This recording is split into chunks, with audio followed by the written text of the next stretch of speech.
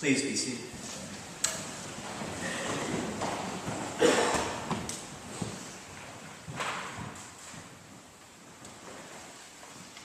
Let's get one thing straight right away. While Jesus did use hyperbole, he absolutely meant what he said.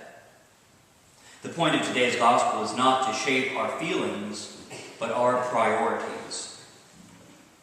We know that Jesus was fond of pointing out hypocrisy, and quite adept at doing so.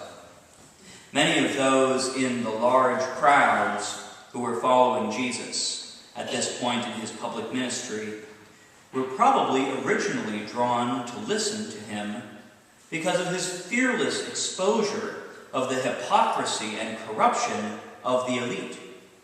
Well, that's just good, clean fun, right? Who among us doesn't enjoy tuning in to late-night comedy, or tuning in to talk radio, or opening the editorial page and hearing our prejudices confirmed?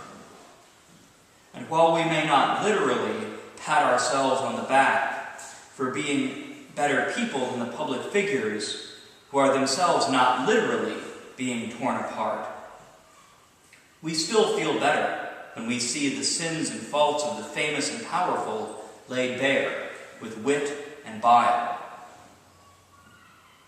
It would be the ultimate irony if the great scourge of hypocrites were himself to be exposed as one, and the evidence is overwhelming. Not only did Jesus rely on Peter's family in Galilee and the family of Mary, Martha, and Lazarus in Bethany to provide food and shelter and a base of operations, he invited brothers to be among his 12 closest disciples. Above all, Jesus' love and care for his own mother stands out as profound. So what's going on here? Does he love his own family but ask us to hate ours? Or perhaps could he be fed up with family? I think every one of us could relate to that. All of us have had moments when the people closest to us have hurt us or just driven us crazy. Parents, siblings, spouses, and children, the people we love, we know they love us too. They also know exactly where to push our buttons, how to hurt us most deeply. In heated moments, we may even say we hate them. And yet, we also forgive them. Maybe what we have here from Jesus is not profound hypocrisy, but deep authenticity. So Jesus moves on to talk about tower builders and kings and life itself. So this is a clue that he's making a bigger point than comments on the emotional aspect of family relationships. Now bear in mind that the sort of people who were following Jesus around were unlikely ever to be in a position to put his construction planning advice into practice, and certainly none of them were royalty commanding armies. So why is Jesus talking about matters so distant from the experience of the poor people who followed him? Well, now Jesus is moving on from the low-hanging fruit of mocking powerful wrongdoers to the much harder and much less appealing matter of making difficult changes in ourselves.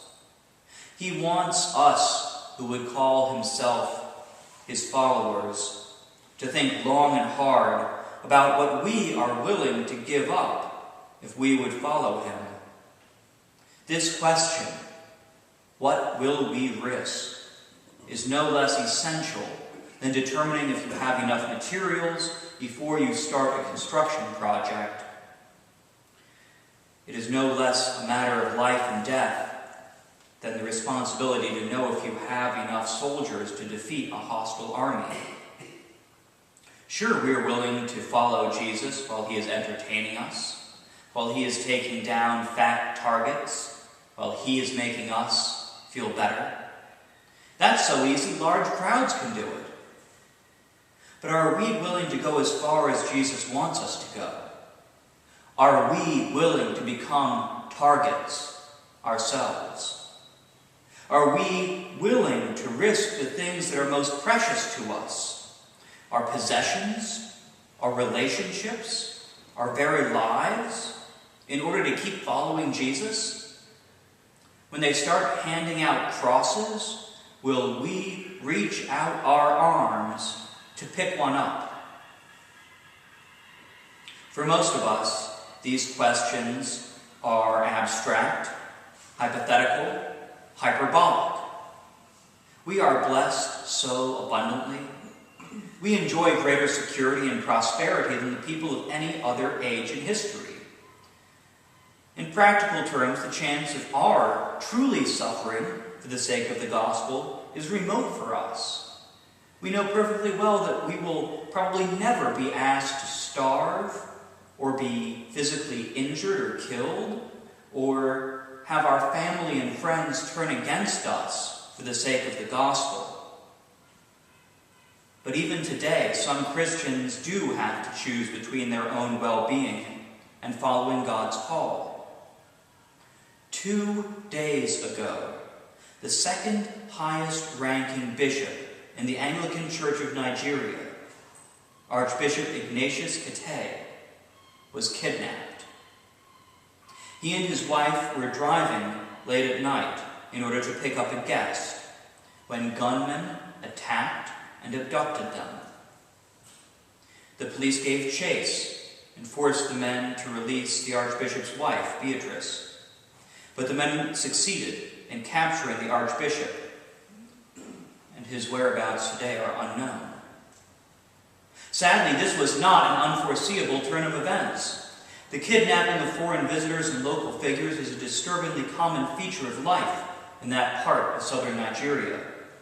2 Anglican bishops were kidnapped in Nigeria in 2010. By the grace of God, both were released unharmed after a few days. So we might pray that Archbishop Kete will also be released soon. He could have chosen to hide, to step down, or to seek a position in a safer part of the world. He knew the risks of following Christ only too well. But I doubt that he ever seriously considered anything but carrying out the ministry with which God, the Church, and his people had entrusted him. Since there are more questions than answers in his case right now, the best we can do is pray for a swift and peaceful end to the Archbishop's captivity. We might also ask some questions of ourselves. What sort of risks are we willing to take on for the sake of Christ's mission?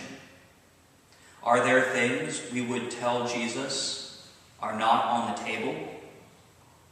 If you can name a thing or two that you are not willing to risk for the sake of Jesus Christ and his mission, you have found an opportunity for spiritual growth. In your prayers, talk to Jesus about what is getting in the way of a deeper commitment to his mission, and he will be gracious to you, and he will show you a way to relieve your fears. He can do this because everything that is not God was made through him and remains under his authority. All that we have, even our very lives, belongs to Jesus. And by right, as well as for our own sanity, all these things are under his authority. That helps us when we are called upon to give them up, knowing that they were never ours in the first place. We are only the stewards of our lives and our things and our relationships.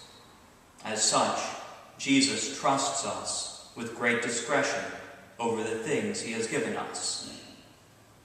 How will we reward that trust? Amen.